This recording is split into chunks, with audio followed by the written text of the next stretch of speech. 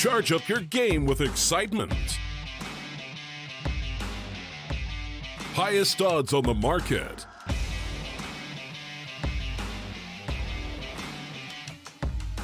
Coverage of all live and pre-match events. Place your bets with solid bookmaker and win with your favorite teams. Take what's rightfully yours with GG.bet.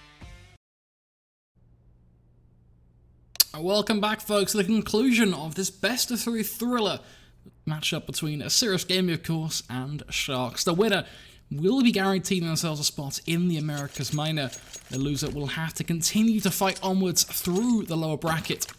See what they can do to back themselves that second spot, but it is going to be a round and a half. With that said, both teams have done so well throughout this series, it really has been quite something. We saw some rather interesting results from Map 1 and Map 2 respectively, both going the opposite way than what we expected them to, but nonetheless the result is here. Map 3, Mirage, one map to decide it all. What I find hilarious is that while we're ready to kick off this game, the debate in chat is all about let's buff the Bison, which, well, I don't think that should happen anytime soon.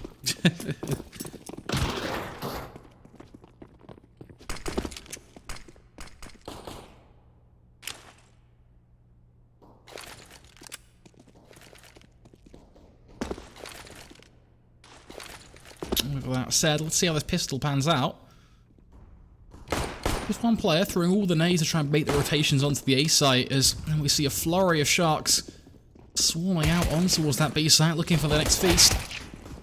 Fortunately, not really going their way just yet. The CT side, for the most part, shutting them down. We do see one kill at least go their way, and the next it stacks up into play. A double kill for him as he slams down headshots. Short as well being lit up. That's pretty much done and dusted for Sharks. Out of nowhere, a double kill is collected. Both players on site, and then immediately dispatched off by exit. And it all just falls to pieces. Sharks starting strong once more as they take the pistol on their T side.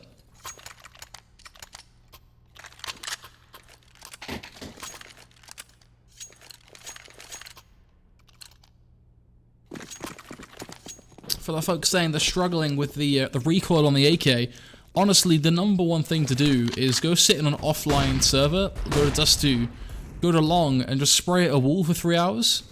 And just look at the spray and understand where the spray is going. And just keep practicing. As a good old Fatality once said, practice, practice, practice.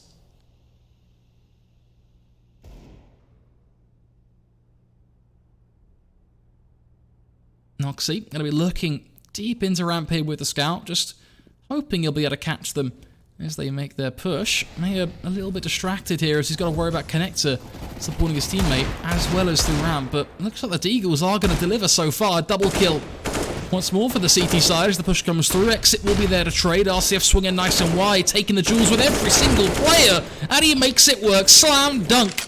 All 3 kills, lock and key. Noxy, the last man standing, and he'll be taken down as well. Sharks, their second round now in the bag, and it all is thanks to one man, and one man alone, RCF.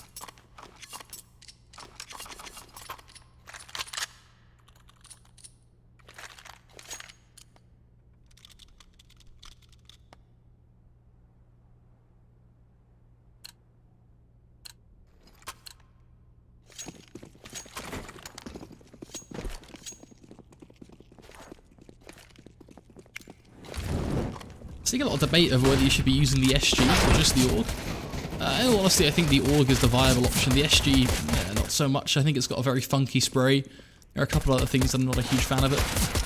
The AK is just the better option. When you get to the CT side, I think that's when you really get the diversity.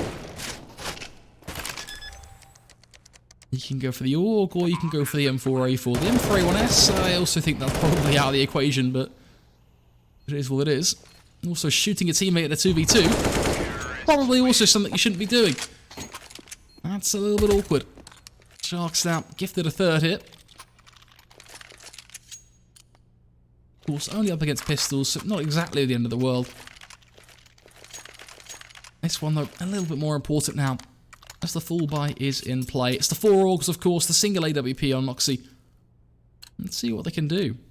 It's interesting, got saw in yesterday's stream a lot of people asking sort of why pro players buy the helmet in these scenarios. So you'll see actually the bulk of Isurus, bar Max, have not bought it because they know they're up against the AKs or a single AWP, so that helmet provides them with no value.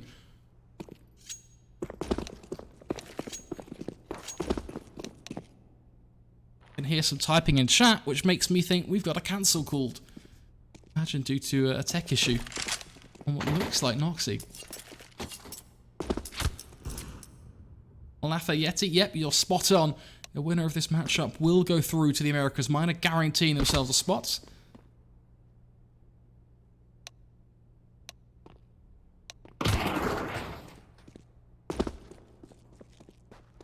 It looks like we've got a few issues here, so this round is not live, just to confirm if Leo knifing his opposition doesn't do that for you. We are going to have to wait for an admin to come through and just confirm the reload is taking place. There we go. Immediately comes through. Question is, has the issue been solved and can we just unpause and get on with it? Of course, got to make sure players are completely happy before we begin.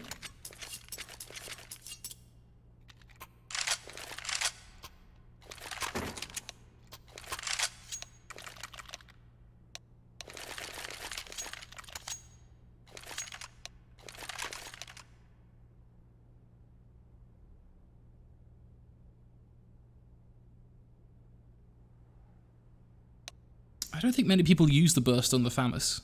I think it's a very select choice. Better just to tap with it.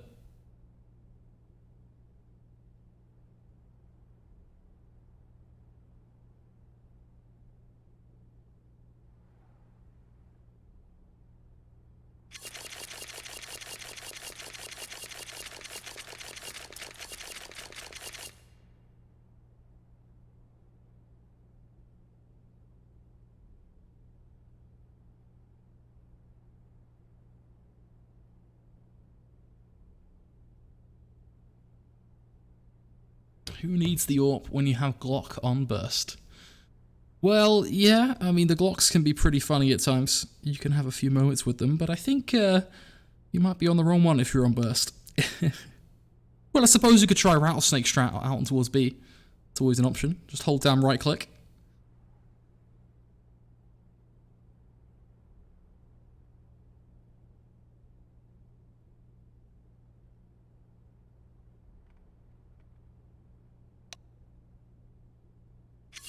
Who won first match on Dust 2? Well, we haven't seen the match on D2 just yet. That's what we're watching right now.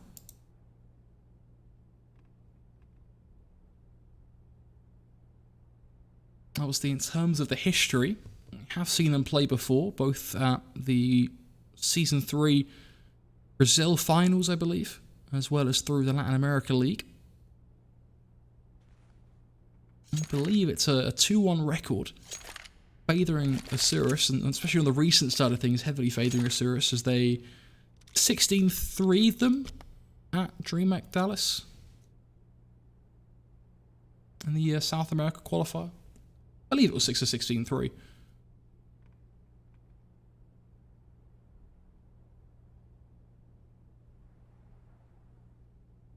Oh, the pre-nerf P250. Grims, that is that's a choice and a half. Do wish we had that, that's for sure. P250 is still a fun gun though. Or fun pistol, should I say. Why can't we see in-game chat? Well, it's because we gotta just, it's easier to have it hidden. It causes less shenanigans.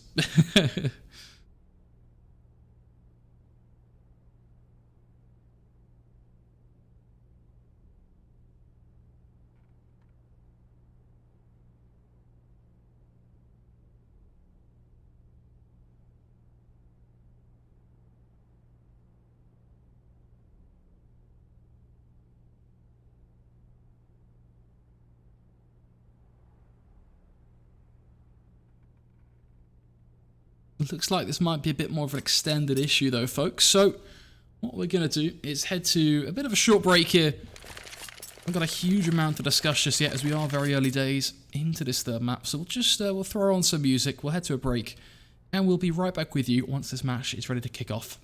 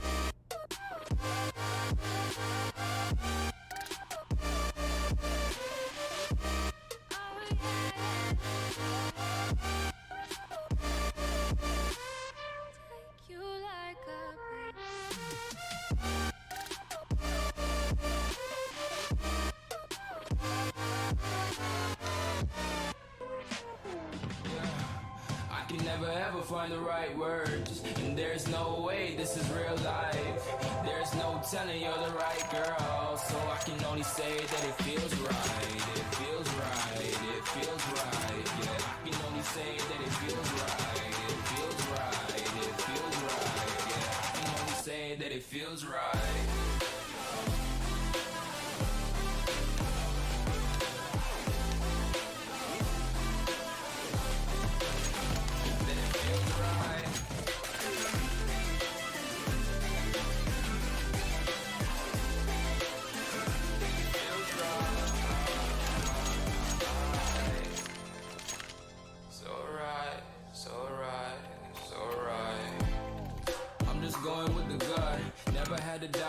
This is just a must. Put me in perspective, I'm the deepest in the cut. Everybody tuning in, but this is just for us now. We know I ain't balling yet. Looks like we are back, ready to go. Pause has been called, and looks like Isurus' tech issues have been resolved.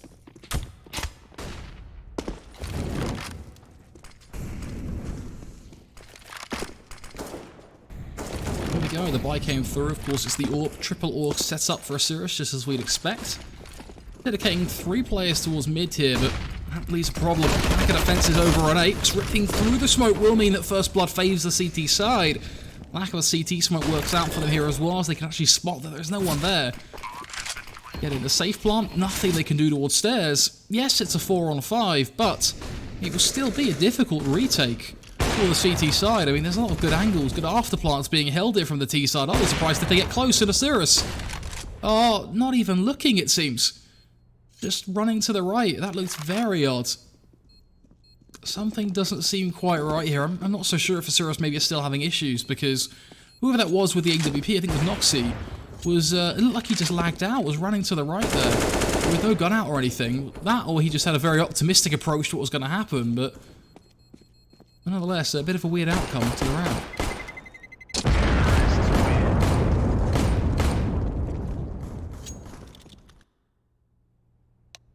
The question is, will we see a pause called? Yeah, not surprised. That did not look right. Noxy looked like he'd pretty clearly lagged out there. Back, though, is the question.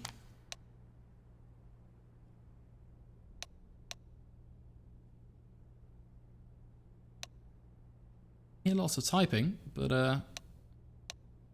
won't know the full story just yet, unfortunately. And there's the pause once more. I had a feeling we weren't going to see it come through.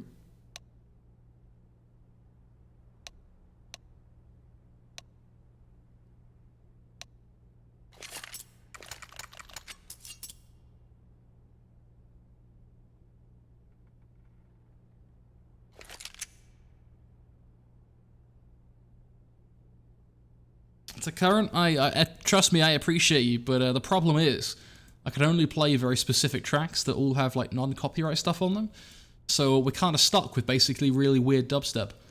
I was trying to find some like non-copyright rock music similar to the old school E-League stuff, but I couldn't find anything that was decent, unfortunately.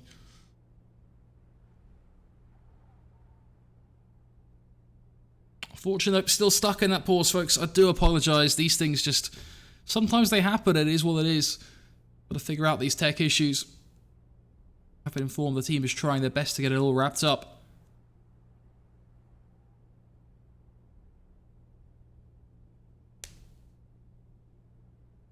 With that said, I have been told it might be a slightly longer issue, I believe, than we'll think. So we'll give it a couple of minutes. I'll throw on some hopefully better music, and we'll be back with you when we are ready to go.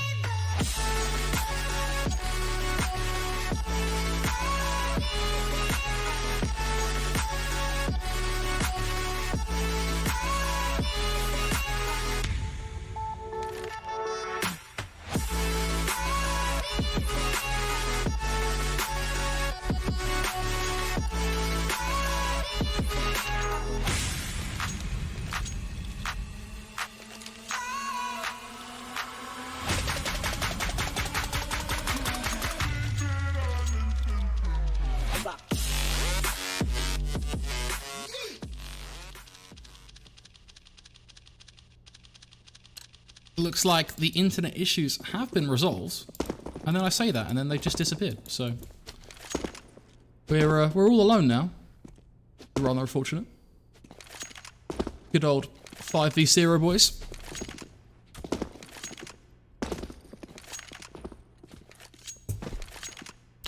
Nonetheless, I thought I'd come back, have a bit of a chat, save it from the rather awkward dubstep. If there was ever a time, folks, to ask questions about the minor, the major, or anything CS related, now would be the time. Happy to talk about anything pretty much as we wait for this one to get itself wrapped up. The reload comes back in and they soon start to return, so hopefully it won't be too long.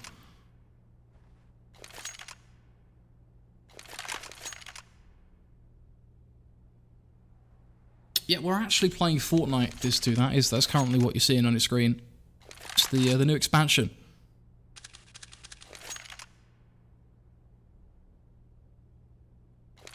Two spaces, we're not totally sure. It just looks like it is just a standard net issue, unfortunately. So, just one of these things.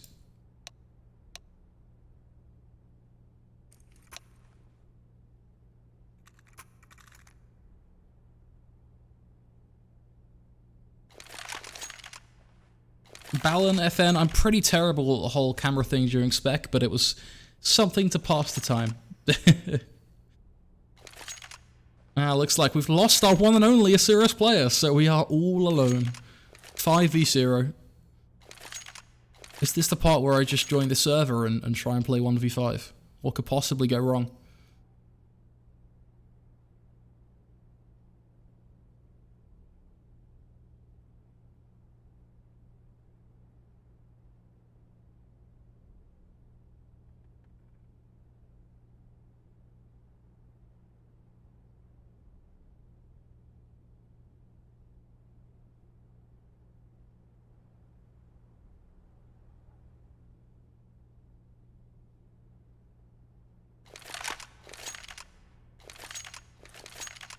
Yeah, still here, still at the 5v0. Hoping to see some sort of questions coming through from the chat so you can help me out. We can have a little something to talk about. There isn't really a huge amount to talk about in the game, to be honest. Rather unfortunate. We've already seen 4 rounds of CS. And that 4th round was arguably a little tainted, I think, by the fact that their plays in CT just kind of lagged into wall, so...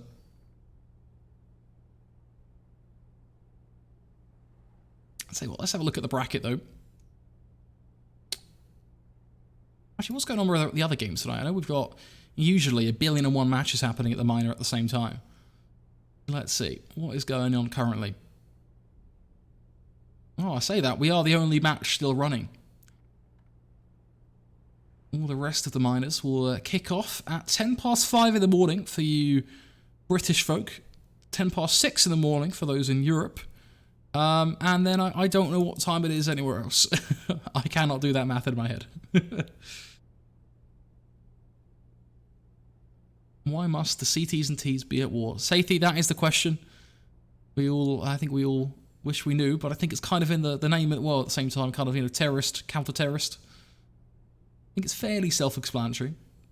What would the world be without CSGO, Mr. Shabman? I don't know, in all honesty. It's been weird, like, the last 4 years CSGO's been the job. So I don't know what will be like without CSGO. At least from my point of view, it's a bit of a, yeah. What's your favourite colour? Oh, it's got to be blue. You can't go wrong with blue, can you? Is green a creative colour? I'd say green can be fairly creative. Too Cool King. I think you could do a fair bit with green.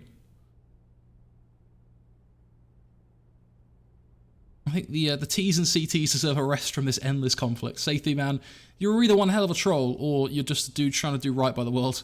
Either way, fair play.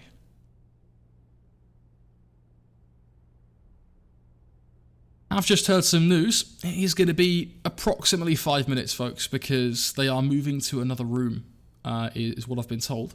So hopefully that will speed things up a little in regards to the internet issues, and we can run smoothly from that point onwards.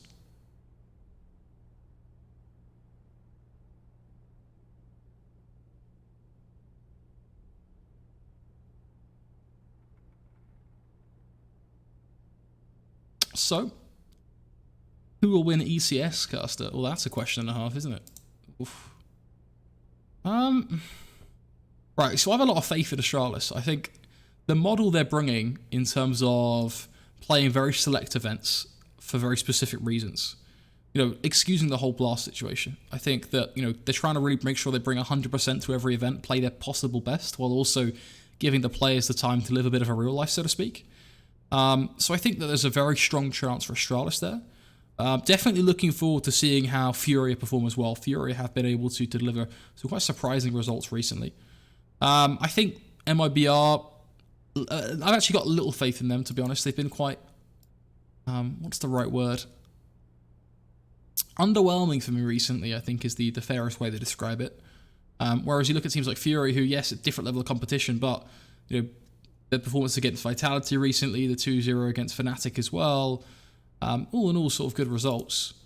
MIBR, I'm not saying they haven't exactly had some good maps recently as well. I think they're on a 4-map best-of-3 streak right now after taking down Liquid, C9, Renegades, and Singularity through 3 CS best-of-3s and the BO3 for Pro League as well. But just generally, it's just a little bit more underwhelming for me rather than watching the likes of Fury and Astralis. So I'd say, from a winning point of view, I'd definitely put my eggs in the basket of Astralis, but outside of that, I'd be keeping my eyes on Furia. Possibly Complexity as well. Complexity have made some interesting changes recently. I was reading the article regarding Def, who is looking like he's going to give Cooling a crack. So that'll be an interesting one to keep an eye on. Obviously, given the addition as well of young gun Obo, who, fun fact, has his first HLTV profile picture in something like 3 years.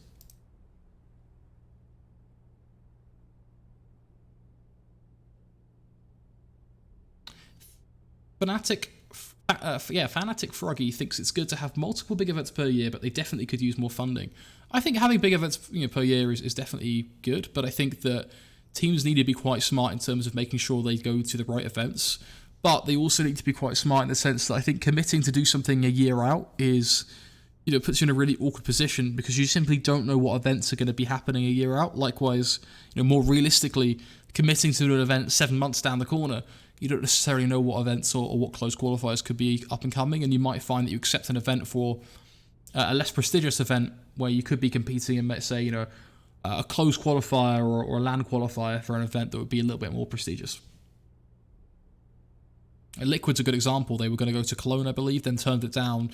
Now they're playing in the qualifier again because they want to make sure they have the opportunity to play an event like that. Too Cool King, I'm sorry, man, but green is not a creative color. You are wrong. I think it can be pretty creative. I think it's just it's a bit of like a harsh color, right? Like, looking at green, it's not as nice of a color as say like a light blue or something like that. Real question, do you like Vertigo as a map? No, I bloody hate it. I think there's a lot that needs to be done to Vertigo. It's kind of like really, it kind of reminds me of Overpass in the sense that when Overpass was first introduced, it needed a lot of changes before it really got into a good form. Kind of wish they'd had a little bit more testing sort of in a closed beta environment or even just amongst pros, not outside of the public eye. I think even that would have been better than just unleashing it all on the map pool. Status of FaZe? A team to keep an eye on, see how things develop. Obviously, so many legendary names, so much experience on that team. Neo as well, again, brings more experience than... It's an interesting one. I think they've had some good results, they've had some bad results. Losing that best of 3 against Liquid was unfortunate. I don't really put a huge amount of stock in their results against NIP and such currently. The ones for me to be keeping an eye on are the best of 3s against teams like Liquid. The Liquid game was close. It was, for those who aren't familiar, it was the best of 3 for the Group A upper bracket final. They played at DreamHack Dallas, and it was a 22-19 for Map 1 Dust. Then which Liquid won. FaZe beat them 16-12 on Nuke, and then it was 16-11 on Inferno. So it was a fairly close series all in all. But I think they're just going to need a little bit more time to get it all together. The Ents result was kind of weird, Grims.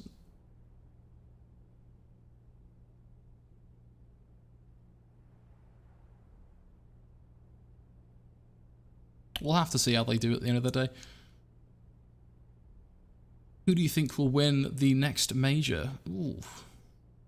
Honestly, I think this is probably going to be one of the most competitive majors yet. I'm really looking forward to it. I think we're going to have a lot of interesting teams that really have a chance for the title. So definitely hoping it keeps with the trend of surprising major victors. I think, the past sort of year or 2 years, we've moved away from the long runs of teams, kind of the eras, and moved more into, from a major point of view at least, some surprise victors. We saw Cloud9, for example. So hopefully it continues that way. And obviously, if you look back in the past, days like where Fnatic and such are winning everything around, it's nice to have a bit of variation and really bring the competitiveness, to a bit of a new level, I think. This is like a cricket game. I mean, it really is. I'm kind of trying to keep it a bit more entertaining for you guys rather than just listening to poor dubstep. But all in all, it might be a good time to mute and come back if you're not interested. Is the honest answer I've got for you. Yumi, green is not a bad colour. It's a bit of a harsh colour, I think. I mean, it's just what it is. I'm just answering the question of our young man who seems to be keen on knowing the situation with green. Minus Vertigo plus Aztec. I've never heard more just incorrect. That's just not happening. If we're going to add, move Vertigo, let's just add in something like Mill or Fire. That would be a lot better. Do you think AUCS is good? Yeah, I think Australia CS is pretty talented, actually. I think a lot of the different regions of CS have more talent and more passion than people give them credit for. But Australia especially has some really solid teams and individual players as well that we've seen be sort of exported and have genuine chances. Obviously, the one that everybody will know is always Renegades, some great players there.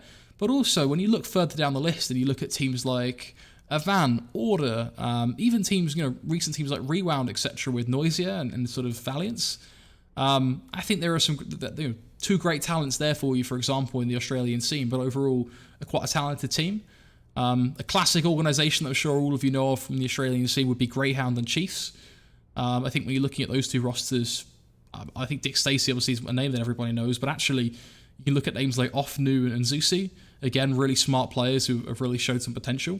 Tux is a bit of an older name, but again, has definitely performed for the Chiefs, I think, in both recent matches, as well as he's been with Chiefs for, I think, what feels like forever, I believe. So there's that as well. But yeah, the short answer is yes.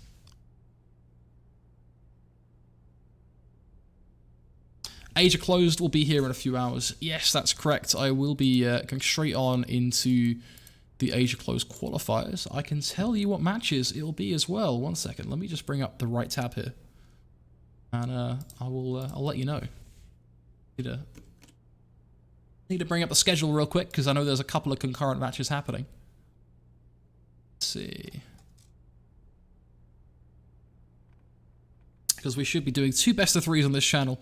And I imagine the other channels, StarLadder CS2 and CS3, be up in full swing as well. But let's see. The schedule is... Let's see if I can actually read. So on this channel will be Vici versus R-Star, Tyloo versus Avengers. On StarLadder 2, it'll be Vital Spark versus iPet and eHome versus Asta. StarLadder 3 will cover BTRG versus Various Gaming and 8EZ versus WNV. The 4th channel, which will be, I think it's going to be Launder's channel, and Dinko, will be 5 Plower versus GS Club and 13 versus Nirvana. So that's the situation on the Chinese CS, or the Asian minor, should I say.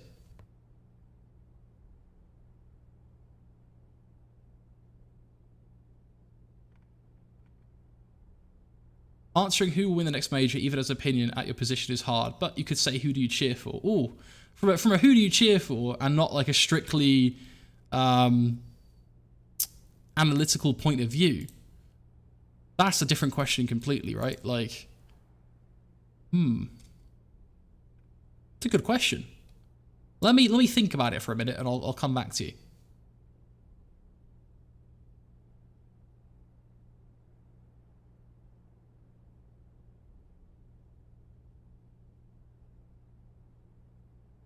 Who do you cheer? Yeah, I will get to it. I will get to it. You have a beautiful something. Can I follow you in any social media? I appreciate the compliment. I'm not sure what you were referring to, but I appreciate it nonetheless. You can do !caster in chat. It will let you know who I am, who you're listening to, which person you want to go complain out on Twitter for talking non-stop and not talking about the CS and not starting the game. You can see my Twitter in the chat there as well. Is there more CS already done? Yeah, we got another 2 best of 3s after this. We're moving straight to the Asian Minor. I've just heard as well from our wonderful administration team that Isurus are back in server, so we should see them on our screen come through relatively soon. Knock on wood, that is.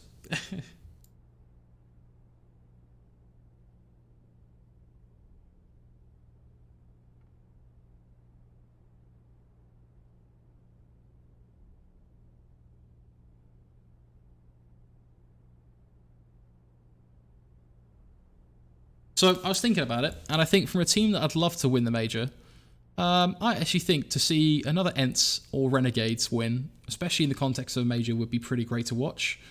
So yeah, I'd say, ENTS or Renegades.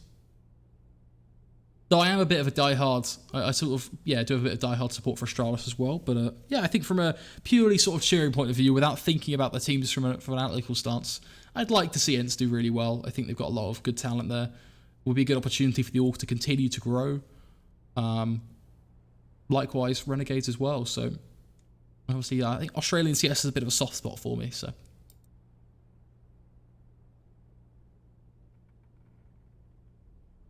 what's your number one sound? Yumi hitting us with the hard questions, man.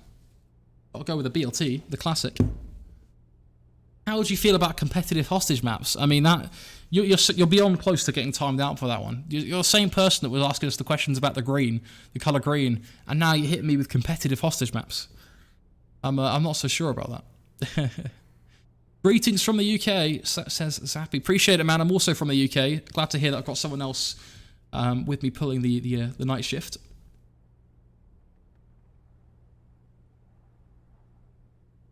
Yep, Carlos is spot on. The pause is because they had disconnections. They're moving all of the PCs to another floor, so it takes a little bit of time.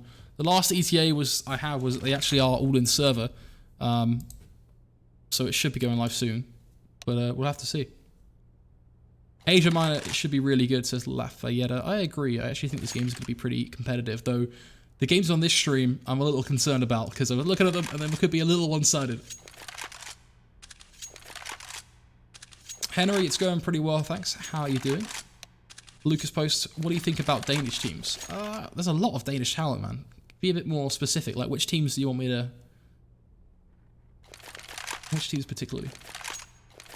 Gilgamesh Dezuga, hello caster. Appreciate you entertaining us. Oh, that's kind of you.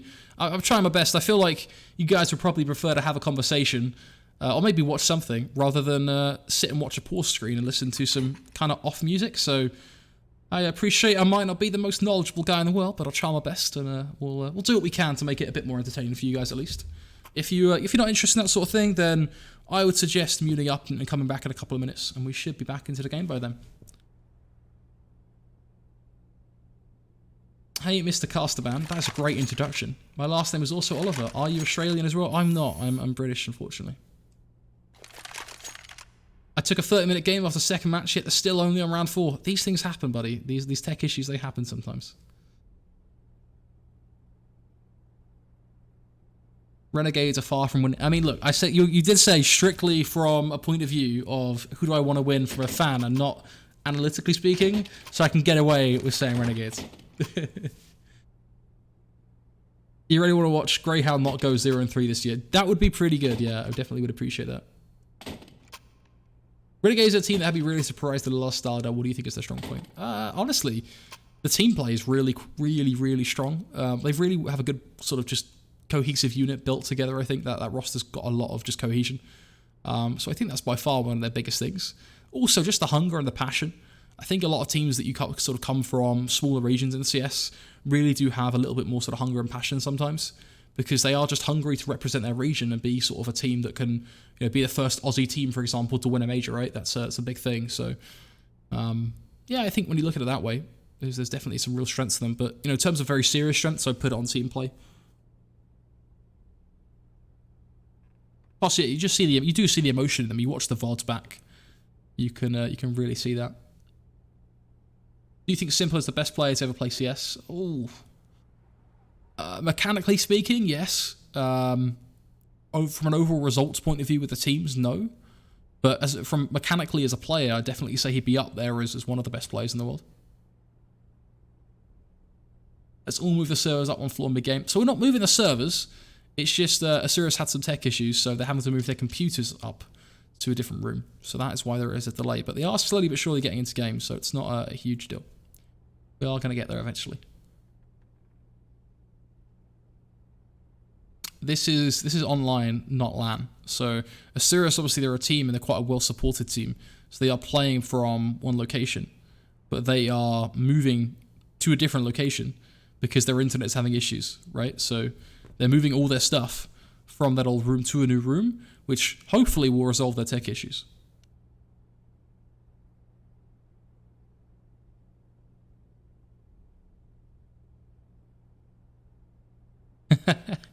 Where is Blastralis? Fair play, Cougar. I mean, Vici versus R-Star. Who you got? Ooh, I got Vici, I think. Yeah, pretty happy with my Vici prediction for that one. Isn't the odds for that as well, like that game, incredible right now? Like, you know, not to sell out or anything, boys, but we should talk about my friend over at oh, I really messed this up. There we go. Talk about my friend over at GGBet. Not relevant necessarily to this game, but if you head to GGBet, you can see the odds for our Asian minor matches are pretty incredible. Right now, they are offering 1.01 for Vici, but 11.78 for R-Star. So you can take that for what you will. This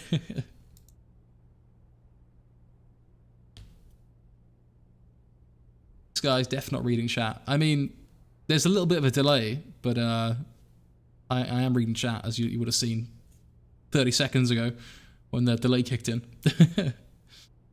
There is a 60-second delay, that's why there's a little bit of a response. Or delay in the response.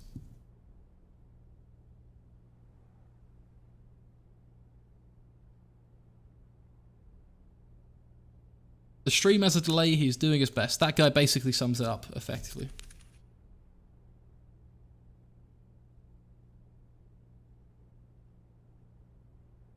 Well, what happens if Lazarus qualifies for the major? They won't, but like if they do well, they have to get rid of swag or something. It's a little complicated. Let me read chat, but it's just bad. Yeah, it's just 60 seconds. Like 60 seconds plus whatever you have on your side of things. So probably like 70 seconds.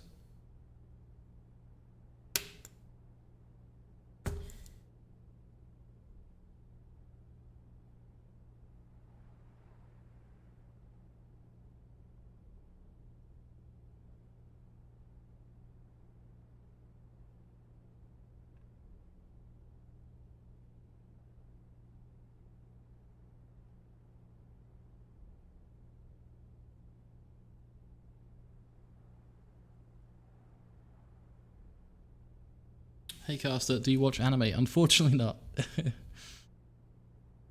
Why is this match just so many pauses? It was just a tech issue with the internet of Isurus, unfortunately. They are getting it resolved, guys, so appreciate the patience. Got 4 players connected, we just need one more. Play. Fair play to the team over at Isurus, though. Like, the hustle to move an entire setup into a completely different room and then get comfortable with where your keyboard, your mouse is, etc., and still be fresh going into a game, like, especially a game as important as this, you know, guarantees you a spot in the Americas minor. It's some serious hustle from our CT side.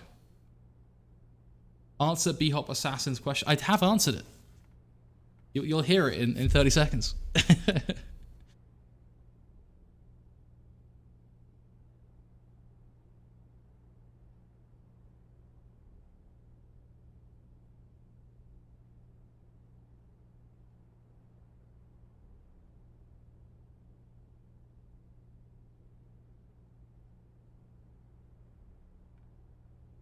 Right, folks, I'm going to throw to a short break. Apologies, you'll have to have a little bit of music because I have quite a dry throat, so I want to get some water before we kick off this game again. So I promise I won't leave you on music break too long, but I'll be back with you in just a few moments' time. I'll take one more question just because you put it in as I was talking. Would love to see Shroud come back with a bunch of other people who have retired like he did with the OGC, see how far they can get. I think it'd be awesome. Oh, it's not even a question, but yes, I agree. I think it'd be pretty good. As someone who's not really updated on the pros, where are these teams like on a worldwide ranking system? It's actually a really good question. My advice would be for those who don't necessarily keep up with CSGO would be to leverage HLTV. It's a really good website for helping you sort of understand these things. In terms of where these teams are at sort of from a ranking point of view, let's break it down a little bit. Let's look at it from a regional point of view first, right? So let's look at all the teams in South America. Without breaking into what constitutes a team getting ranked on HLTV, etc. Generally speaking, the rankings for Isurus, you put them pretty comfortably, I think, in third. So third in South America, and then you would put Sharks in fifth. And the difference between Sharks and Isurus in ranking is going to be something like 5 or 6 points. So there isn't a huge amount in it. In comparison, the difference between, say, like a Fury or an MRBR being the best South American team, of course, there's going to be hundreds of points between them. Now, when you take that into kind of a global scale, which is what you're referring to, you put Isurus probably as, I'm going off memory here, but I believe Isurus are just outside of the top 30, ranked 35 in the world. And Sharks, pretty confident Sharks are sort of top 40, if not 40th in the world in terms of sort of like global rankings. So hopefully that gives you a little bit of context on the rankings of these teams.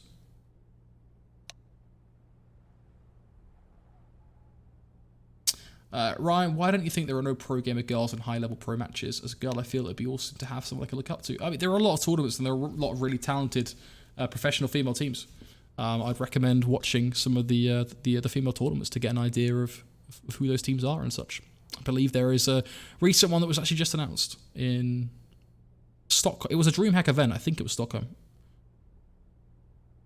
Fun question for if you had to pick 5 players for a dream team, who would you pick? Ooh.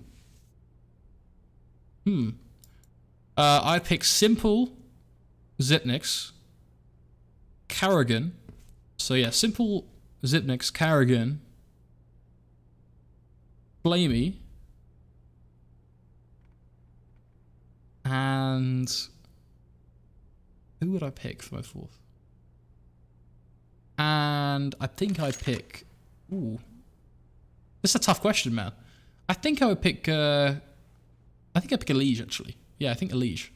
I think that'd make an interesting mixture of 5 players.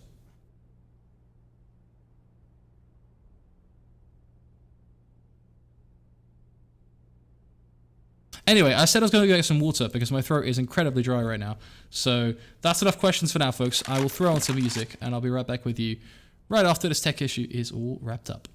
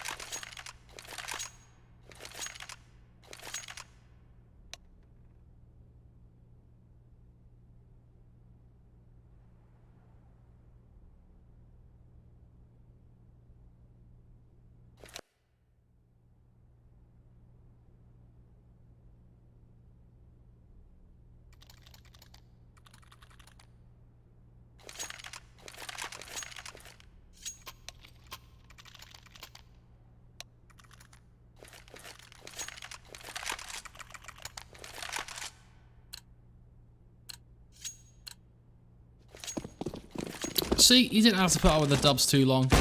That's only for about a minute there, so it's not all bad. Oh, I thought we were live. I had so much faith. But I've just seen them shoot walls, and I guess it's not happening, so... That's unfortunate. Back to the questions in chat, I suppose. Caster, is there prize money if you win one of these tournaments? The big thing is that you get the spot in the Americas Minor. That is the #1 priority for these teams.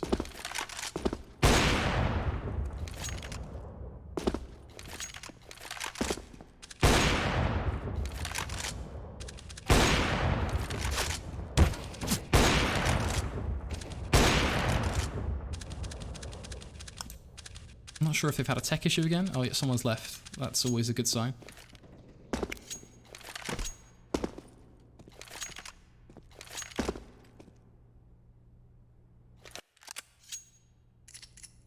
Another reload, but still not 5 players. Got the Bosnian Beast. Yeah, but I don't know, man. I feel like that'd make an interesting mix still, that 5-man team. You would put Bottigan on our dream team.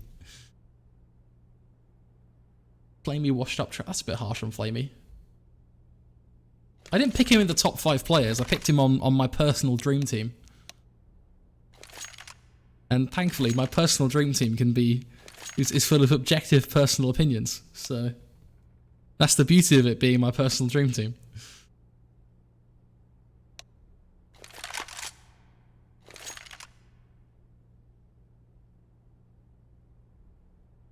Vickers, man, I got baited. I went to go get water and then the game was going live, so I had to run back. So I haven't had my water yet, unfortunately. I don't know if there's actually any left in this water bottle. Oh, there actually is. I'm going to mute my mic really quickly while this round starts and drink some water.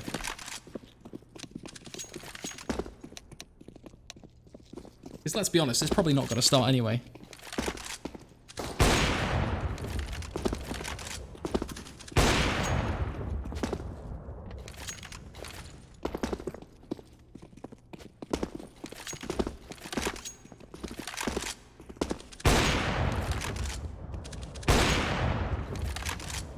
Right, yeah, it was pretty bang on, it seems. It's not started yet. A man can dream.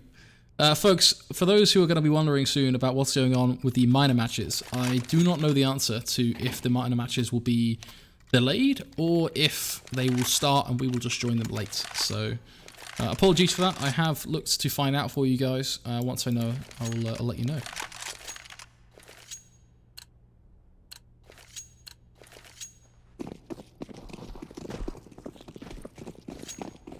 How is this live? Third time a charm?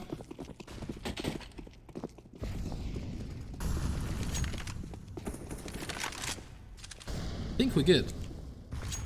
Hopefully.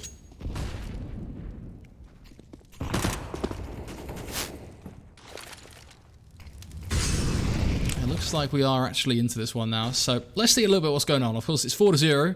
Sharks had a pretty incredible start. They had a great third round as well, which really set them up strong. So, pretty happy, I think, to be in this 4-0 lead.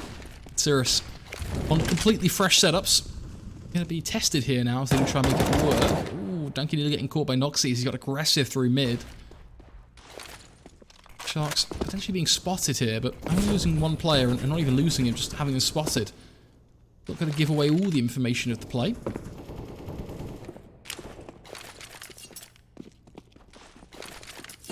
Flashes now, going to roll over on towards B, and it is going to be just a collapse on the site. All coming down to one player market, one player on site, and they do nothing at all. Instantly taken down. Molly in, bomb down. This is going to be a round win. There is no retake potential here in a 5-on-3. Completely smoked off as well. It is done and dusted. Nearly being killed through the smoke even, just through the rampant spray. Really just sums up this round in a nutshell.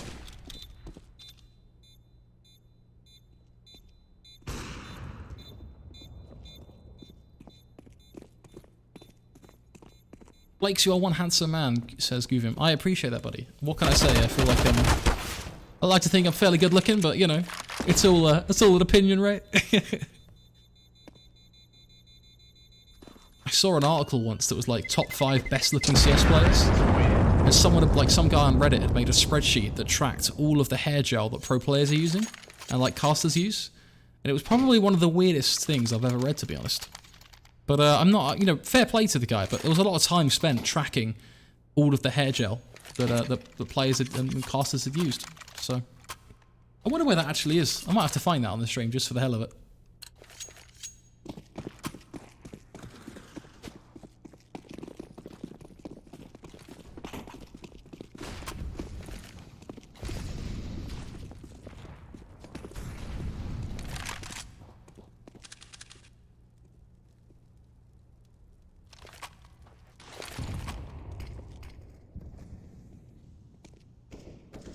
Very similar play, though, from Sharks coming out. They are just being very disciplined. All 4 players bunched up towards B halls and the top of mid, leaving only one player to hold for any A push that might come their way. To be honest, for Sharks, though, the game plan is pretty smart. You do want to be as tactile as possible here, really just bunch up and take the jewels, because, let's be fair, unfortunately for Isurus, they're not going to be feeling the most fresh. They just have to move their entire setup to a whole different floor. So if there was ever a way to take advantage of them, it would be now, because the more rounds they play, the more they're going to begin to sort of get comfortable again. I wouldn't necessarily use the word warm up, but definitely sort of just from a comfort point of view. And that's where the game might start getting a little bit more competitive.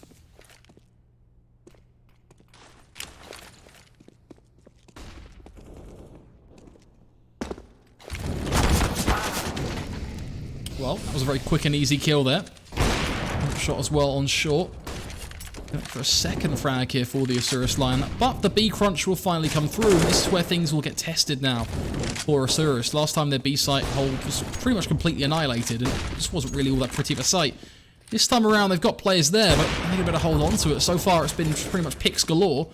That EWP has done wonders for them. Ooh, this shot there though buys them a second chance as they will peek on it round. Another shot lands for JNT. He now knows there is someone back pillar, and he knows someone is short. So a very winnable round for him from an informational point of view, but unfortunately, one thing he's not got is time. That's what you see tick down on your screen there, forcing the win over to Isurus and giving them their first round in this game.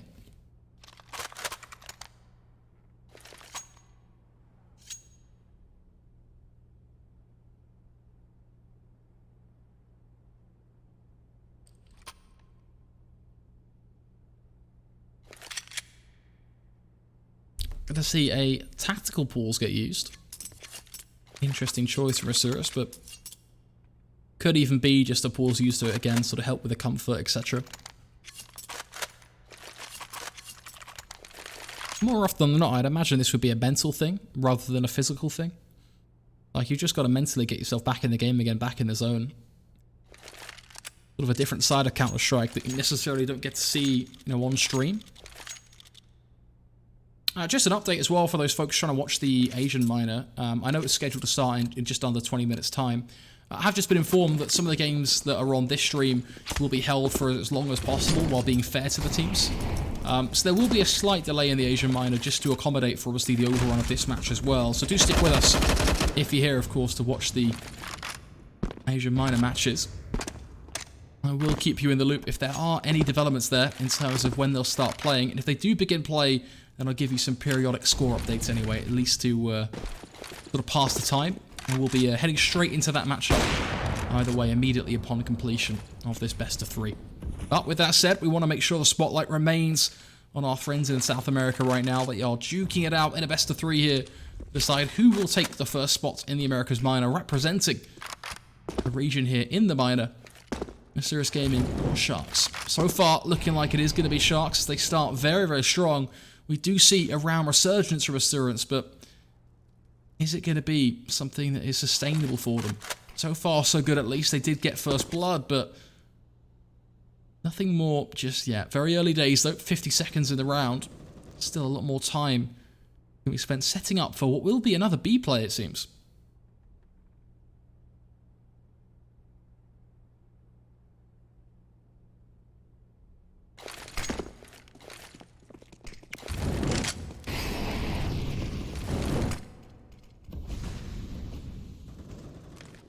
Reversive, linking together another frag as well for the CT side. Might even find a second here if he can. There you go. That pretty much steals out the round. Isurus getting themselves a second here as the bomb was dropped. Will, of course, the AWP and the rifle going to be carried forward into round 8. So both those players carrying the weapons will run away. Counter-terrorists win.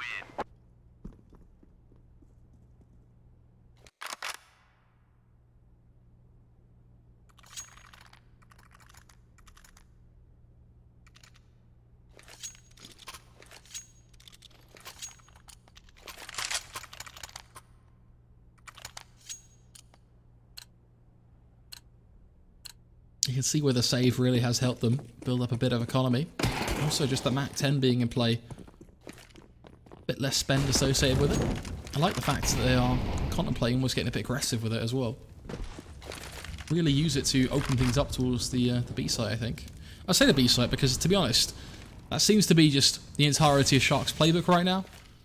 Very sort of one-sided. I think that might be where they're falling short, because they had some great openings on B, sure. But in the grand scheme of things, Counter-Strike is a two-sided map. Can't do everything towards the same side. Thankfully, no mid-pushers come through, so they have complete control of what will be a fairly basic default. We do see a bit of aggression from Aeon in the sense that he's a bit closer up mid, sort of hugging that left wall. But it's not something that Sharks will really be able to capitalise on anyway. It seems like they're just regaining their default right now, so having a player back towards A ramp, sort of a palace area, potentially sending someone into a mid or at least to spot it. They're still sort of very unsure on where they're going to head, but I put money on them just regrouping here and hitting back towards B again. Now the benefit they've got is because they readjusted, made a bit of noise, numbers has fell back to mid, just to be that short player. So as these smokes come over, it is all going to be relying on Reversive to hit his shots, and he's in prime Mach 10 distance, as we'll see. And with the smokes going down, the execute pretty much blocks off every player. You've got the AWP in apartments just nailing down shots. That does put Sharks in a great spot here, especially if they keep jumping over bricks like that, giving J&T position time and time again just to take him down. Yeah, this is an instant save now for Isurus. Got to give credit to Sharks. The patience they had worked wonders for them there.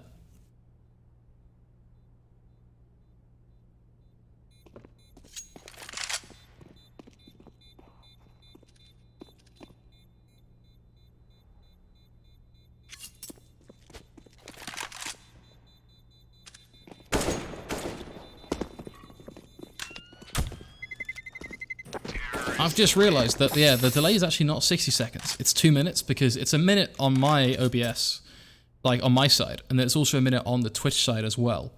So it is 2 minutes behind, unfortunately. So that'll be why there might be slightly delayed responses. But I will try and answer the questions anyways that come through. Small follow-up, though, from Nemo Klev. Are any of these players, this is a full-time job? How many full pro teams are there? And is casting a full-time job? Casting's a full-time job. How many players have these players a full-time job? I don't actually know the exact answer to whether these guys play full-time. I believe Isurus do, but I'm not 100% on Sharks. I'd say with like 99% certainty they do, but I'm sure there'll be an expert in the region that will be able to better verify sort of the situation regarding pay players in South America. But I know from sort of like a casting point of view that, yeah, you can do it as a full-time job. As well as, obviously, you know, there are certain team management roles, etc. There's a lot of sort of tertiary support roles in esports you can do full-time as well, like league operations and so on. Like the admins running this game, for example. Yes, this is a best of 3, and this is the third map. This is what decides it all. There is no more, you know, map after this. There's no 4th or 5th. This is a best of 3, all or nothing now on Mirage. Isurus need to get going. Only 2-6 right now, not the greatest of starts. Sharks finally changing it up, going towards A. 2 players here to hold it off. Will it be just a full execute? It seems so. And we'll be there to jump spot, as you can see. The most important frag here is going to be on towards Max. If he's shut down early on, blocked from doing anything towards triple, then all they've got to worry about is blocking off CT, which they would have done with their execute. And obviously as well, worrying about jungle in the later part of the round, if he decides to push bench, that is. Until that point, the most important kill for you is on Max. Because he's the player on the site. He's the one that can really see what's going on and get a feel for the situation. The fact he's able to get a frag here is huge, let alone a frag on the bomb carrier. Now he's going to swing out wide, I imagine, on towards Tetris. That's going to be a second kill for him with the confidence he's got. It's insane. Finally traded, but is it too little too late? That's the question we've got to ask ourselves, right? Because Sharks are now committed to A. The rotations have come through. Presence is there from the CT side. The only thing that can go wrong, really, for Isurus now is they start missing these Angels and they don't play it as a team. But if they can play together, take these 2v1s, they should be able to close this one out relatively comfortably. We see then, though, a quick stairs peak. That's problematic. No punishment from Reversive means that we are now at a 2v2. If J&T can walk out, kill the player triple, or take the dual stairs, then we're happy days. And what we see is a high flash from stairs to prompt the triple peak. J&T is waiting anyway, going for that exact duel. They kind of bait each other there, but it works out wonders. They win the 2-on-2. The team play there from Sharks works wonders, and unfortunately for Isurus, the play to flash from stairs so your teammate triple can peek is smart, don't get me wrong, but it played right into the hand of Sharks that time around, because he was going to creep up and either try and take the dual stairs or creep to the left side of triple anyway, so he just unfortunately walked right into his crosshair.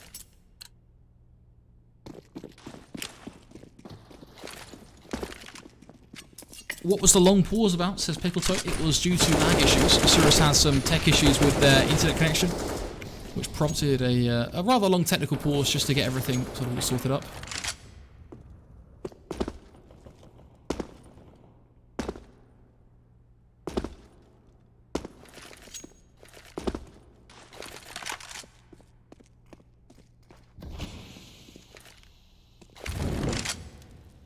Already though, good damage done to both sides in fairness. RCF down to 55, meanwhile numbers down to 17. Bit more of a reliance on the A site hold now from Isurus as well. 3 players over, 2 players of course. Their focus really isn't primarily on A, but more so on connector. Nonetheless, they are in prime position to defend A if the time came. The concern is that bomb, you see it on your map at the top left of your screen. Keep a close eye on it. It's creeping towards B. Now, Noxie has got aggressive here and will be throwing the deep smoke, so that will potentially inform Sharks that, hey, someone has got aggressive and pushed through. And I like the fact as well that 1962 sort of rotated over. Even then, they can connect the dots, realise they haven't seen the AWP in mid, and they'll know that the one player on B does have that AWP. That is exactly what you want when you're going for this sort of aggressive rifle play. There you go. First kill comes through. AWP confirmed. A repeak. No, buddy, the repeak. Giving up the kill there as he tries to swing out wide and get a 2 for 1. Domino's, unfortunately, not quite an offer today. And I see a push through a smoke. See if they can burst on towards the site. Works fairly well. We do see the double kill claim. Third kill potentially likely, but J&T on short. Still alive to try and hold this one down. Now, they should know his position, especially given the fact that he just got a kill. Smart to molly him off, and they could just force the issue. He's forced a repeak. So close, though. Got a pretty messy there, but in the end, just the burst through the smoke caught Sharks by surprise. They weren't expecting to see 3 players just B-hopping their way through. Counter-terrorists win.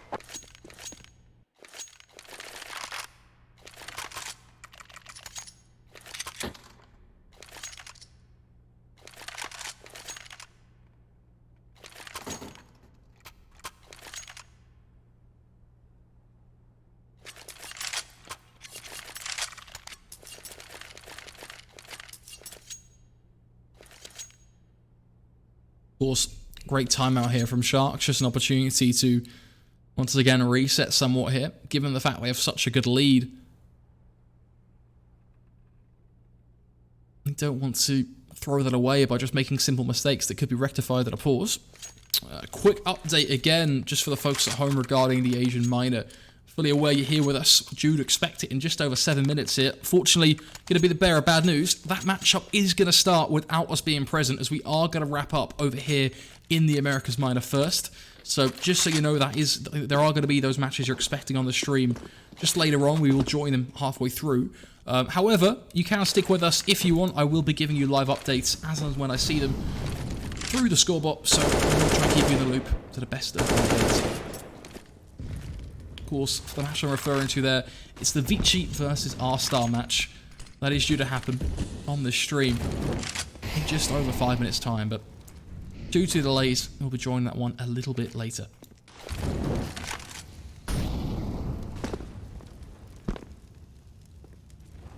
Now, back into the action. Of course, both teams on a full buy. Limited money left on the Sharks side, so pretty critical round for them, not just because of what I talked about in regards to the scoreline, but also just because they are going to start to drop rounds rather significantly because of their economic situation. They don't really got it in the bank, so pretty critical to make this work, as RCF just walks through a smoke. Stewie 2K called, he wants his name back. RCF just waltzing out onto the site, trying to do it all himself.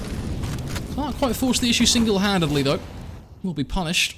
But in the end, I'm fairly confident here for Sharks. They've got a good molly. Oh, he's actually missed it. That was supposed to block market, but it has let Mayan get out. Made a rather interesting 3v2 on the site itself. The patience from that could have led to a third kill, but not going to happen just yet. JT putting the AWP to use, though, close range. Basically a shotgun. What remains to be seen is will Matt jump up and get aggressive on Van. All the way here and the patience to respect that, just ensuring the bomb actually is thrown over to the site. Just by waiting. Works wonders, but unfortunately the round still isn't going to go their way. But still a good tactical decision from him.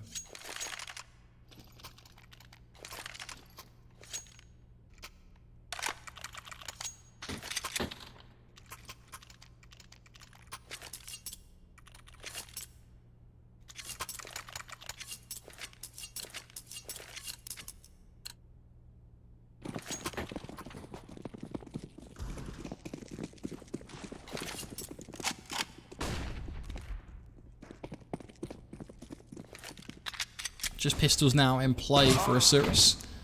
Already a strong start as the York will smite down one on B, and CF will just continue his push on through, clear out the entire site. Next has to be a little careful here as he wants to deny bomb control being given up to the CT side. But he'll let rip with the AK, finish off both players pushing, and that will pretty much seal this round in favour of Sharks, putting them onto 9 on the board.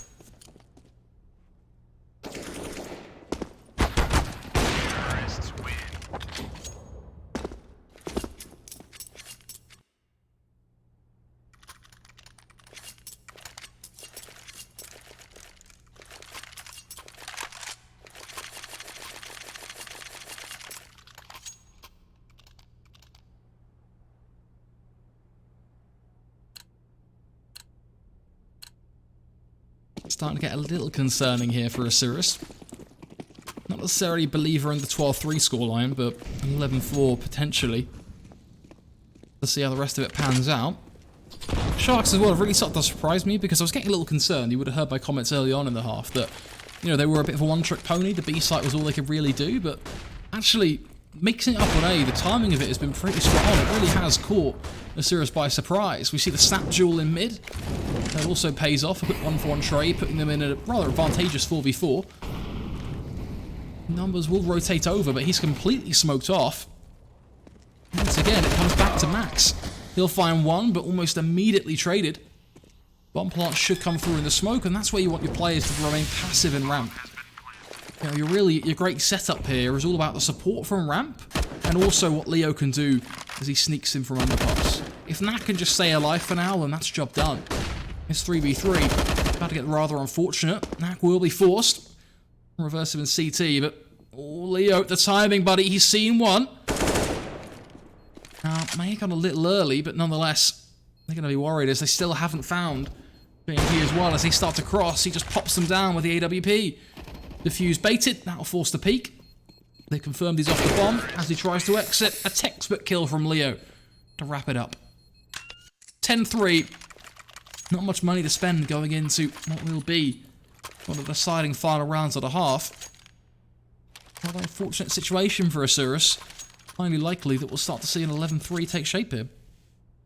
They are going to go for it, but it's a lot of UMPs.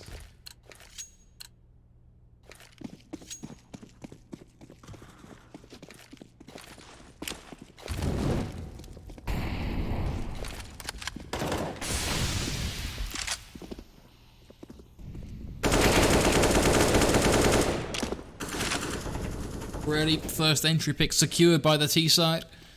She takes the situation from bad to worse.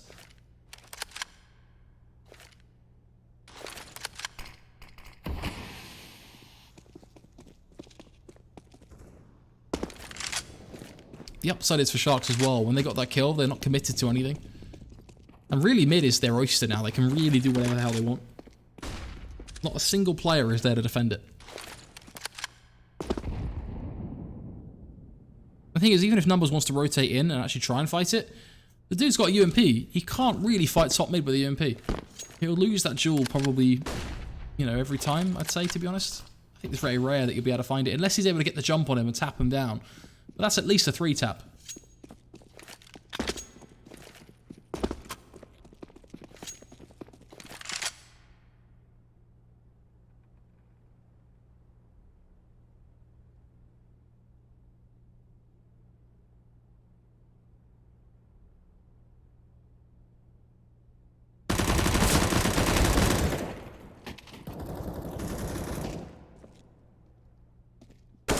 Fair enough. A flurry of kills comes through, and he's going to see 4 in favour of Isurus. We do see Leo respond back with a double of his own, but the man's run out of time. Only 15 seconds on the clock as he gets it done, means that he has to run away and save. And Isurus hang on by a thread, denying an 11th round for Sharks, at least for now. Counter-terrorists win. Gotta give a lot of credit to Noxy there for the double that he actually found. Really helped sort of solidify it. Quick 4 kills that we saw.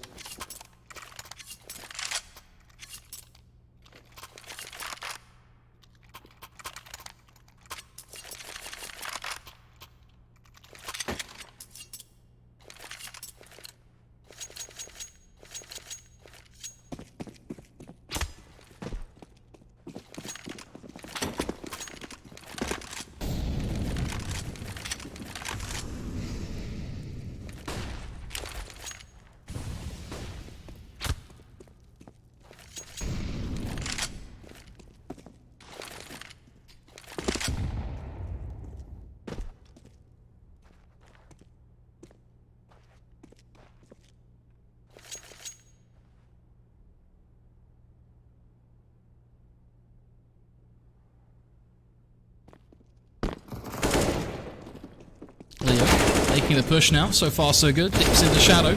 Molly will come though. That pushes him out into the prime spotlight of Noxy. He can be there with the AWP to do some damage. Tries to go for the quick flick shot on towards Shadow. That's going to cause him to be punished as RCF straight through the smoke again. Such a criminal in the way he gets it done. We do see a quick trade, but that'll be all. His exit will finish this one off. 11-4 secured. Sharks in a great position moving forward into the second half, to be honest. At least getting 11 in the bag. If you combine that with a pistol as well, we could be looking at a worrisome situation for the Isurus lineup, who really haven't had it go their way, to be honest, in this map. So many unfortunate issues have pushed them back. It's quite heartbreaking to see. Really wish they were able to play uninterrupted, unfortunately, but this is the challenge of being a professional player. Sometimes you got to deal with the unexpected and be able to persevere through these things. But most importantly, you got to make sure, mentally speaking, you can remain in it. Really quite critical, so we'll have to see exactly how it pans out. Top mid push will come through now. Leo leading the charge. Will get himself one for his troubles, but quickly traded back. More aggression from the CT side. Gives up the reversive is in B-Apps.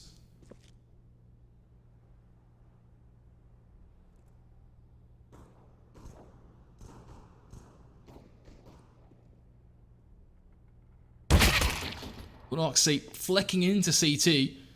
Just a matter of time. Enjoying just a moment of silence there to see exactly what's going to unfold.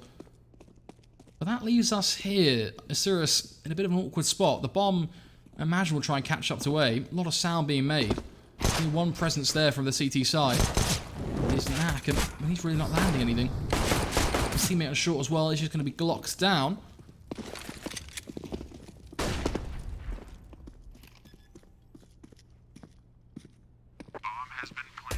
Pretty much leaves Isurus in a tough spot here. When I say Isurus, I mean Sharks, to be honest. Yeah, they get a couple of few good shots in, but for the most part, they should be unachievable. Numbers with a pretty cheeky 3k to finish it off, in fact. And a good decision, though, to rotate over towards A in the end.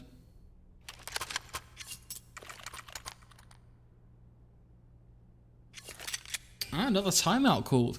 I like that, actually, because you took yourself a pistol, you set yourself up really strong. Now you don't want to cock it up by making any mistakes or rushing into it. You want to make sure you get the 6th round, you try and push for the 7th even.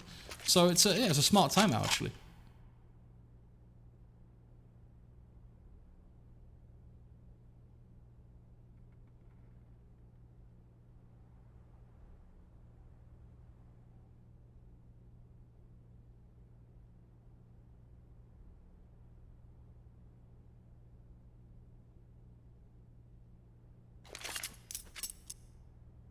I can definitely emphasise with chat, we have seen a lot of smoke kills come through. It's been quite the surprising best of 3. Of course, we'll see the smoke come through. That'll land itself over in mid. Knack actually flashing top mid, which will buy a bit of time for his teammates who are going to be pushing on up. Flash of the T-side zone comes through, and well, it's pretty much a shooting gallery. Only 1 kill to be found. Make it 2 for the CT side. Unfortunately, it's still like a little UMP save instead of the rifles, but at the end of the day, Isurus aren't really going to be worrying too much about that, and more at this point just about back in the rounds. Round 18 is an important one for them. Sharks immediately back on. 5 orgs in play. Limited utility, but 5 orgs nonetheless. Nif's a bit more critical that they take a round than this one. They need it, because if Sharks can get themselves to 12, but Isurus in a rather damaging position financially. Of course, they'll buy into the next one, but even then, what they have after that will be rather uncomfortable. Let's assume Sharks win that as well. That puts them to 12 and 13. Much, much closer to closing out the best of 3.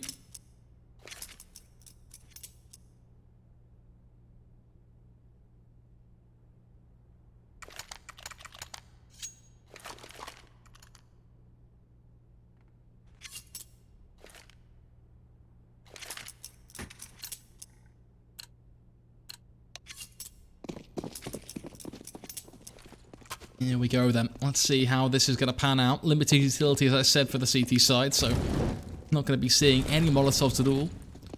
They'll all be around. The 2 smokes they've got, and all the flashes now.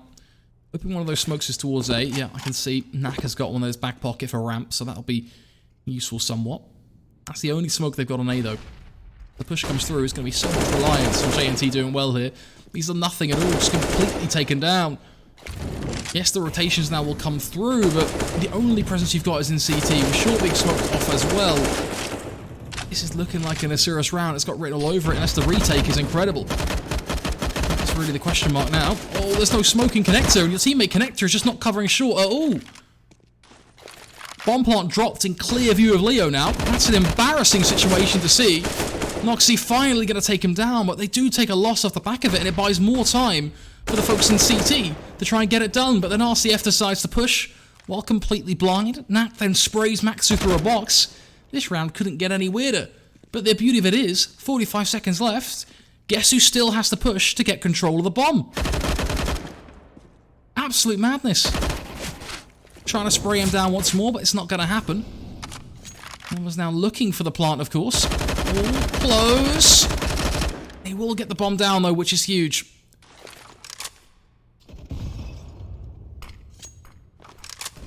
Smoke now onto the site.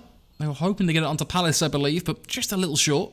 That takes the aggressive angle. That's where he's immediately punished, leaving just exit all on his lonesome. He'll just take defeat into CT. Little does he know he'll get backstabbed any second now anyway. Just waiting on when Noxy decides to push. If he does even, the problem he's got, his vent obviously hasn't been broken, so it's a pretty significant sound cue if he breaks it. Terrorists win.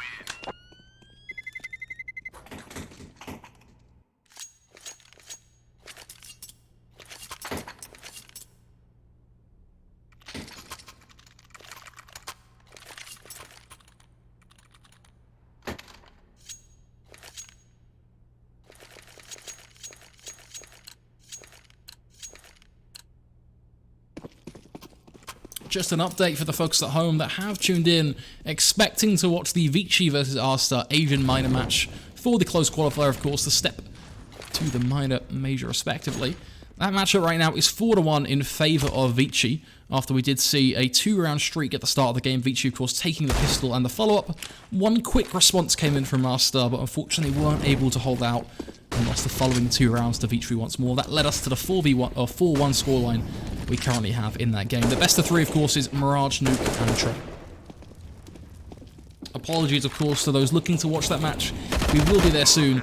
It'll be an immediate switch over once we finish in this game. With that said, bomb down for the T side. Deagle's looking to see if they can do any damage here.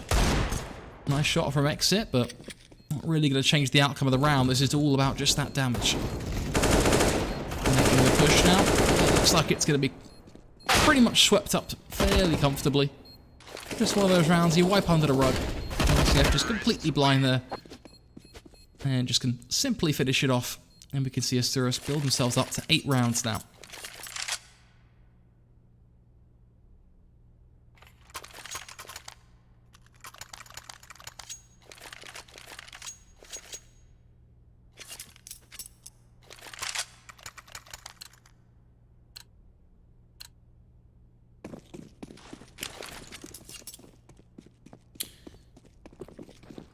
Just following on from my Vici R-Star update, it's now 5-1, so a very solid start from Vici. They're looking pretty decisive right now.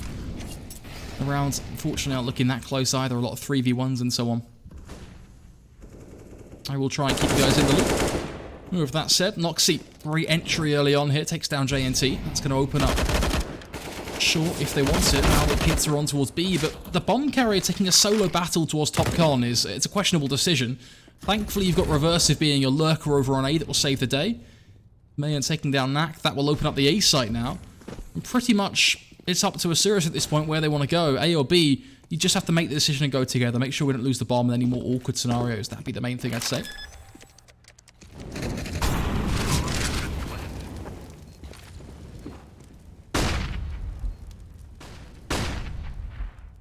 Leo, exit. The only 2 players remaining here.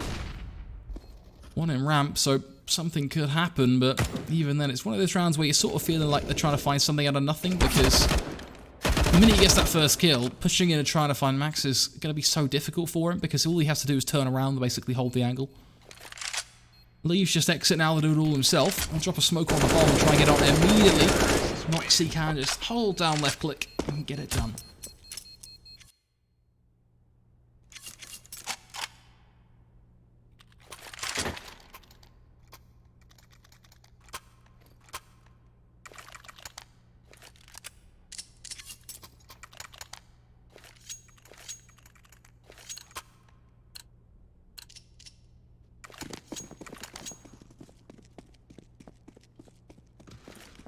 (11-9).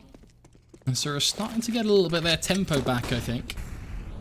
Last couple of rounds have been rather positive for them, as you can see on the scoreboard. Great opener as well. Firstly, with a capitalise on Exit's lack of weaponry. Looks like the pistols will at least bag themselves a kill to work with, but I imagine Noxy will win this duel here, and that will pretty much be the round. 10 on the board now for Isurus. Sharks should be getting a little concerned here.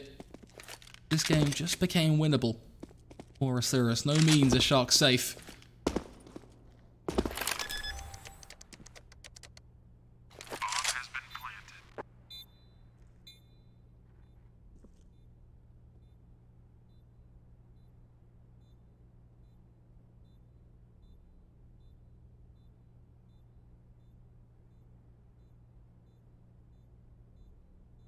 Like Knack is just going to take his time, sitting in towards apps.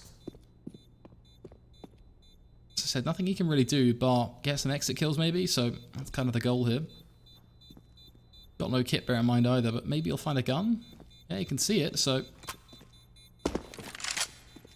up an AK for his troubles, not half bad I suppose, but he might just be about to lose it to Maxi because he's looking underpass. Oh, they're both looking underpass it seems. A little uncomfortable, but at the end of the day, not a huge deal for Isurus. Most important thing for them now is they win this by, equalise the game, and really start to build up out of it. But what's the perfect thing to counter that? Call an early pause, start to figure things out. You've still got another 2 to use, excluding the one you've just used. So for Sharks, this is a great opportunity just to evaluate where things are going wrong.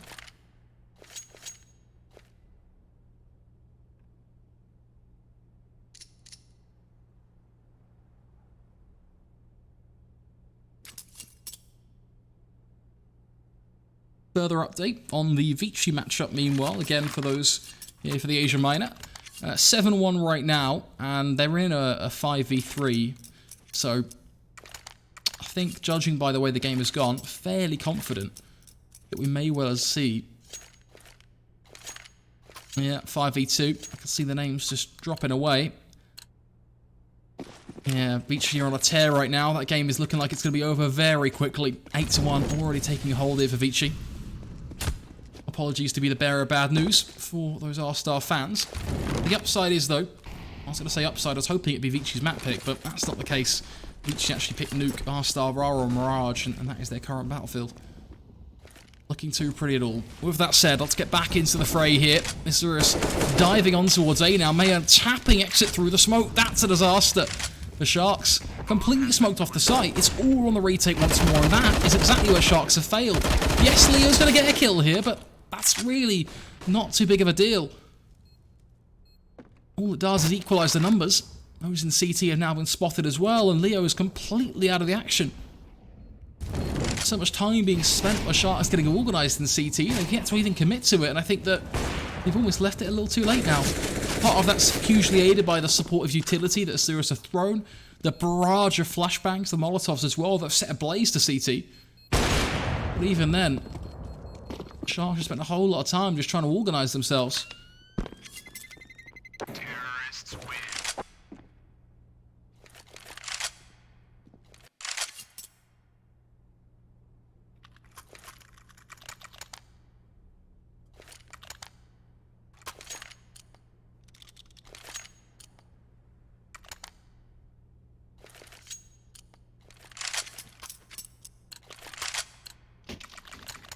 I do apologise. As Pancake has mentioned, with the solo cast and trying to follow 2 games at the same time, I'm sort of switching between manually observing and auto observing at the same time, just so that I can cover both games.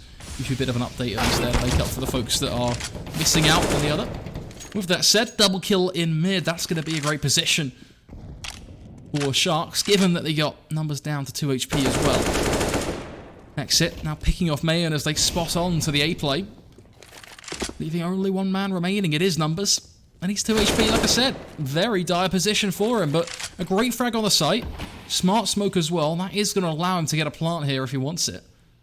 He's just got to be quite sensible about how he goes about it. It looks like he's actually not going to take the plant. Instead, he's going to walk into CT.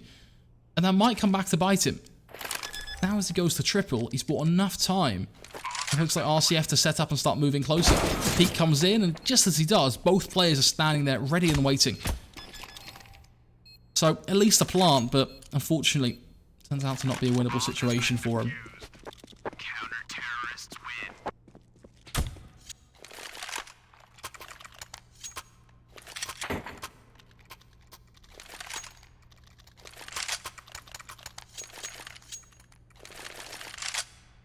The Vichy matchup continues to run out of control. They might actually be done at this rate before we're finished here. 10-1, the current scoreline over there. She just running away with it. Orman right now 13-4. 13-4 as well. Hayes 11-6. Really looking like quite something. Meanwhile, back over here in America's battleground. Couple of duels towards mid. RCF trying to hold down the fortress over at B. Couple of good shots with the AWP, but unfortunately won't be enough to hold the site forever, but thankfully bought just enough time for his teammates to rotate over. Now, with Isurus spending all this time setting up and throwing these flashes, going B would be not the greatest of decisions, which you can see they've cottoned onto. They're actually just trying to bait them out now, diving underpass, going to sprint up through connector. With the site being clear and numbers in jungle, that gives them a free kill, guarantees the 3-on-1. For J&T, you're starting to think about, is it time to save? Which equalises us once more at 12-12. Has been planted.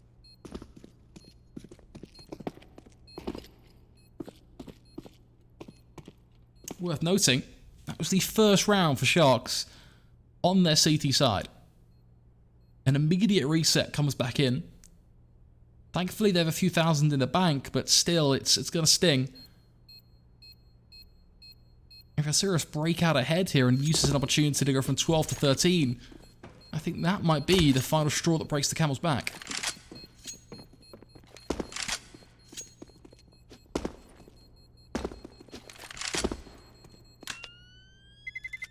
Terrorists win.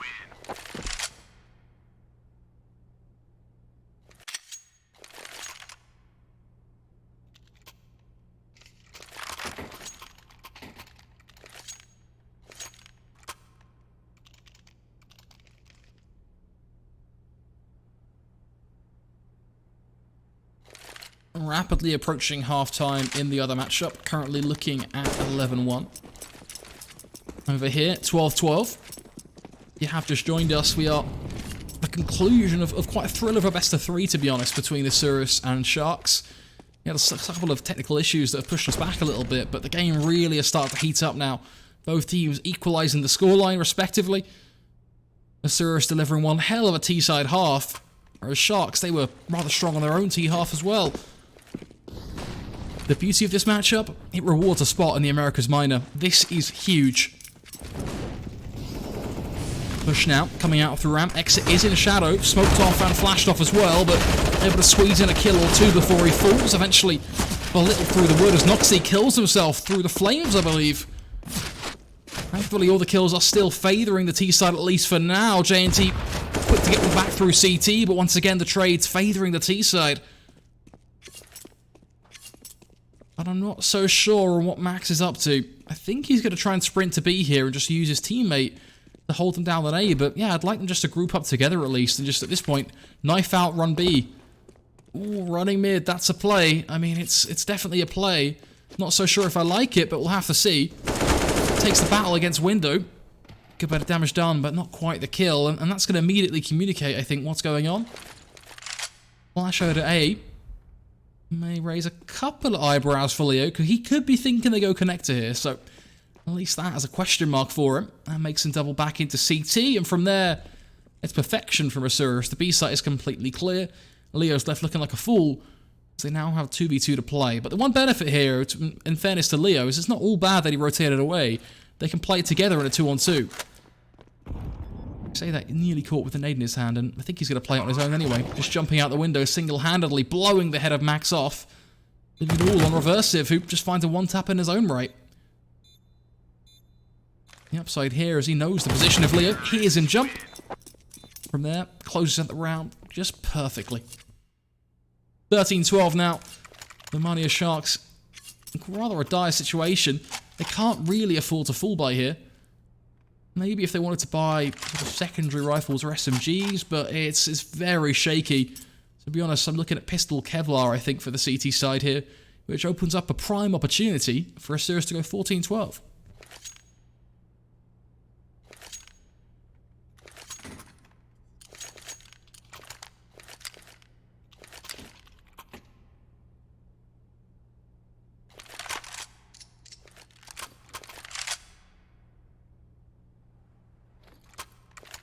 Keeping with the trend of updates on the Asia Minor matchups we're covering today, Vici versus R-Star, currently 13-1 now.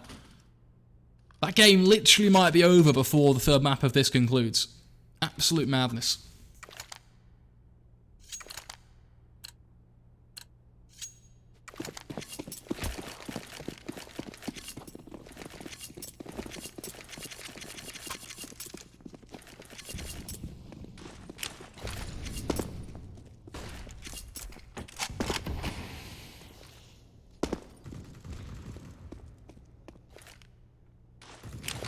Fairly critical round here, though.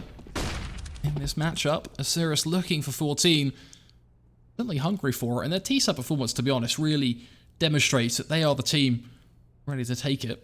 But likewise, Sharks also had a similar stellar performance. It's just unfortunate for them that they won't be able to live up to it on their CT side so far. What makes matters worse for them is they are under such limited weaponry here.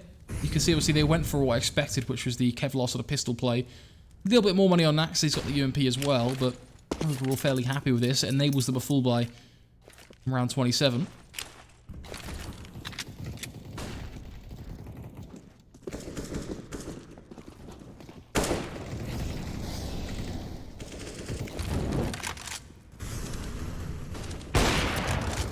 Noxie, Reversive, both getting picks of their own. Leo dying in the flames.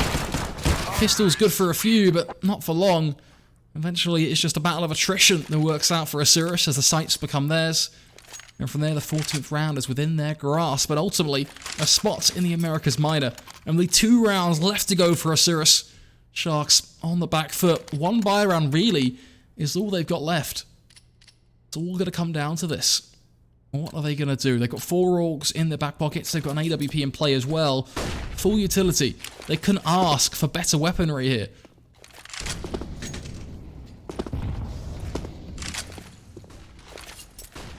Flash high in mid, that's going to lead to the early mid duels that we've seen. Rather common from Isurus, to be honest, where they get that early control, sending 2 players down sort of close to bottom con. A bit of a staple of their T side. Kind of curious to see if they're actually going to get this pick onto RCF, who is sitting in window. Well, he's going to see the barrel of the AK, but the Ventus blocks him. Numbers gets away for just a moment's time. Eventually will be killed, but nearly got away with it thanks just to the metal sheeting there.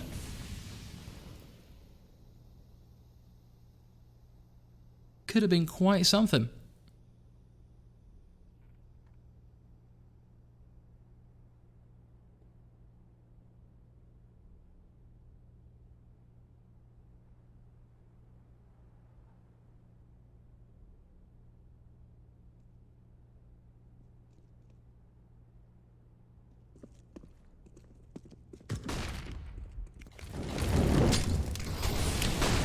Utility now being invested into B just to try and falter this Isurus push. They can hear all that noise. I don't think Max really changed anything over on A. He was sort of just a death I intended. Looking like a fairly healthy round, to be honest, for Sharks. Unless they can mess up something on B here, I think this is theirs for the taking. Noxie will push on out. His teammate falls around him. The AWP shot will miss as well. His teammate will also fail to deal with short. Every single kill going in the favour of Sharks there. All the frags lining up for them. Bringing them one step closer. And the beauty of it is that Isurus now will have to go into this one full force, leaving them with no dollars left in the tank, putting Sharks in position to flip this game on its head, get to 14, and pull through a series point.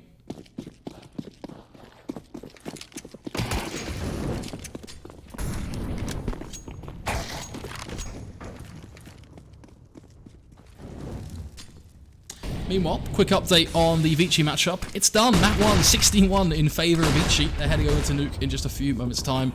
We'll see if we can catch that when we can. Now, look back into the action here. LCF holding close. Just under Apps, waiting for the push to come through, checking for an anti-flash, but nothing going to come his way as his teammates begin to fall around him, including himself. Noxie leading the charge out of Apps. We do see 2 kills come through for Sharks, but UMPs are just chewing them up. A lot of damage done, does put them in a 3-on-3, but the site is still Isurus right now. Exit will begin the retake though, pushes on out, connects to one and spots the second player. That information is going to be crucial. And it looks like numbers might even peek into them here. But knowing there's someone close right means that they're not just going to push out a market rather wild. They'll wait for the smoke to bloom. Most importantly, they'll wait for the bomb to plant, I imagine, to be honest, because they won't force the issue. What's interesting is that Numbers tries to make the sprint over, and then Knack just kills Noxa through a smoke. It's kind of a weird way for it to end. I thought Noxa would actually spend a little bit more time there, just trying to see what he could do, but unfortunately annihilated through a smoke. But nonetheless, Numbers just basically going for the jump across to the site with no flash or anything. It's rather awkward. He was an easy kill, like a fish out of water.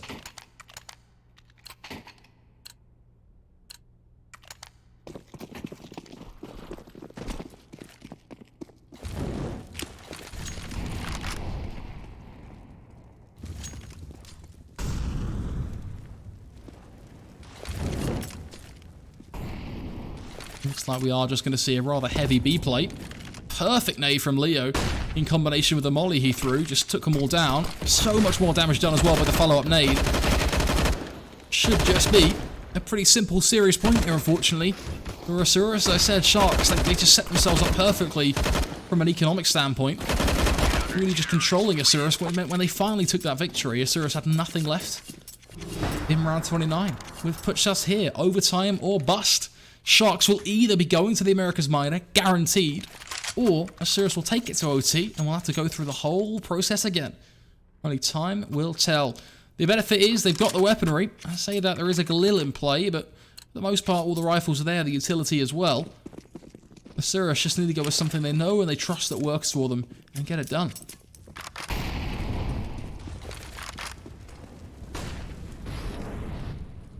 Little to no mid-control. Sharks have made a huge gamble here, relying on the A play being the target. 4 players dedicated to the site. It's a full stack. The bomb is positioned towards A currently, so this could be the big brain read that takes Sharks to the minor. The benefit is, even if they do come through connector, they're set up for that as well. This could be rather an issue for them. Spending all their utility now to come through on towards A. Guaranteed going to be the play. Up through connected, they'll come. Ramp push as well. Set to take motion. Knack holding patiently so on towards Palix, expecting there to be some sort of presence, but nothing at all coming through. Numbers will take down Exit. Guaranteed the trade almost immediately so, but it's working wonders. The stack so far so good. Numbers trading once more, though, clearing out Sandwich. Picked us back Even Stevens in the 3-on-3. Do they know the position of RCF, though, just tucked in on Ninja on the site? That's a likely no. Number's going to go for the plant now. RCF creeps out, takes the first kill. Ooh, unable to go for the second, though. That's a huge whiff. Could have been the kill. That's done it all, but instead, it's going to be reliant on Leo. Finds the frag on Numbers, leaving just Noxy, the tipper connector, angle held. So far, so good, but it's another whiff to get it done. Sharks will be your team, heading to the minor to represent South America. They will take the first spot after a grueling best-of-3 series.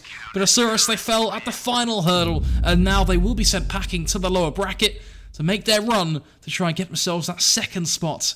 What we do know for sure is that Sharks will be taking that spot, at least the first one up for grabs, and representing South America in the Americas Minors. And a huge congratulations goes out to them as well, because they thought bloody hard to get it done. And when you look at the scoreline in this game as well, look at how the rounds developed, it's fair to say that it was a bit of a back and forth brawl. That second half, it was looking like an Isurus show. They didn't even get a look in for the first sort of 7 or 8 rounds. But they got the rounds that count. The economy management at the end of the game was absolutely flawless. We saw Exit step up, practically dropping 30. At the end, it was enough. They took it over the line, 16-14, and they'll be heading to the Americas Minor. Folks, I'm going to head to a quick break, get myself all set up to dive straight in to Nuke, which will be the second matchup of the Asian Minor. So do bear with us as we dive on over to that. It's been an absolute pleasure for those of you leaving us for the Americas Minor to take you through it so far.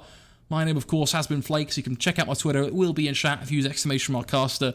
I'll be keeping up with the Asian Minor now if you do want to stick with us.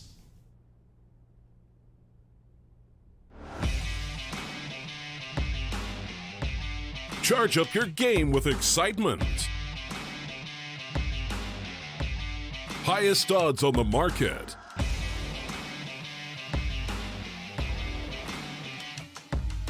Coverage of all live and pre-match events. Place your bets with Solid Bookmaker and win with your favorite teams. Take what's rightfully yours with GG.bet.